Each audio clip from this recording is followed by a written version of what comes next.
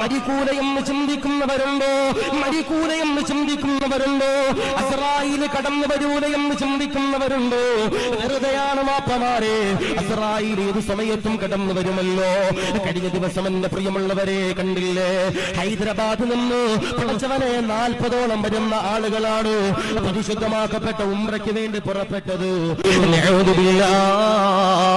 പടച്ചവനെ മക്കത്തതാ തവാഫ് ചെയ്യുകയാ, പടച്ചവനെ മക്കത്തതാ സഈ ചെയ്യുകയാ, പടച്ചവനെ മക്കത്തതാ സിയാറത്ത് ചെയ്യുകയാ. അവസാനമതാ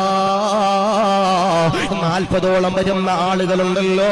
ഇലാ ഹദറത്ത് റസൂലില്ലാ, ലോകത്തിന്റെ പ്രവാചകന്റെ മദീനയിലേക്ക് അതാ പോകുമ്പോ, അള്ളാഹുവിന്റെ ഹബീബിന്റെ മദീന കാണാൻ പോകുമ്പോ, പടച്ചവനെ ബദർ എന്ന് പറയുന്ന സ്ഥലമെത്തുമ്പോ, പടച്ചവനെ ടാങ്കർ ലോറിയിലേക്ക് ആ വണ്ടി ഇടിച്ചു കണ്ടു.